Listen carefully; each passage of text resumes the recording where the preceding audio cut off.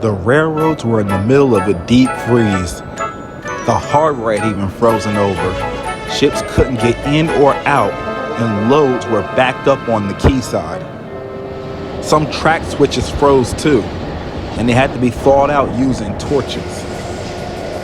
On the Denville and Western, the steam engines were getting ready for work when Mr. Altz came up looking stressed.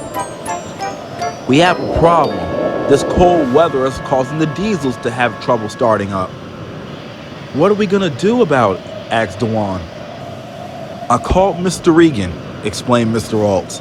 "Coletta is gonna do Chris's work while Chris handles the shunting around here.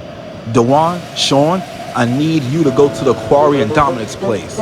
The rest of you will have regular work." He then walked away back toward his office to warm up. Marty puffed onto the turntable, grinning to himself.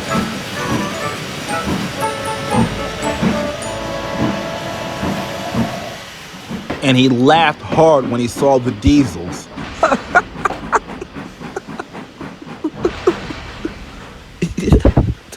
"It's not funny," shivered Dominic. "Yes, it is," chuckled Marty.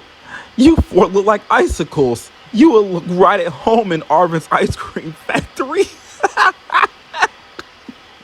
You wouldn't be laughing if you had problems starting in this cold weather," Dean grumbled as he shivered.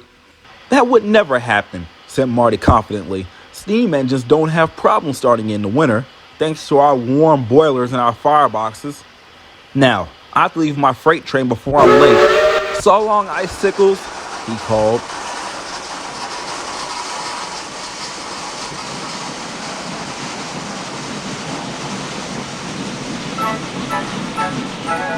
Later that evening, Marty returned with a long coal train.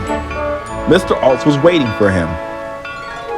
"Marty, you've done pretty good work around here lately." "Thank you, sir. It's what I do best," Marty replied proudly. "That's why I want you to take a special charter train for me up Donna Pass tomorrow morning." "Ooh, a charter train?" Marty said happily. "Thank you, sir." As Marty's crew got him ready, all he could talk about was the charter train. As the fireman was preparing his fire, the driver went to have a look around to make sure everything was all right. When he looked to look at Marty's right side, he gasped. "Wow, I don't believe this." "What?" asked Marty. "Your drive wheels are frozen to the track. You must have had some kind of water leak yesterday and we didn't catch it." The other engines heard and began to snigger. "Stop laughing, it's not funny," grumbled Marty. "Well, it serves you right after making fun of the diesels," Malcolm said. Mr. Altz came to the shed. "Marty, are you ready for your charter train?"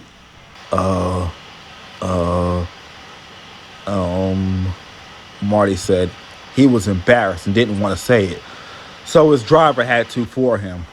"Marty's drive wheels are frozen to the track thanks to a water leak." "Well, I'm sorry," said Mr. Altz. "I guess you won't be taking the charter train."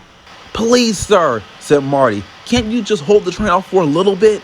"I can't do that," said Mr. Altz. "It's going to hold up all the other trains for the rest of the day." "Dominic's ready. He can take it." Marty's heart sank. That just added salt to the wound. Now it was his turn to get laughed at. Dominic coupled up to the charter train and happily rolled away. When Marty finally thawed out, he went to work in the yard in Dominic's place. "Hey, Vincent, why is Marty working with us in the yard today?"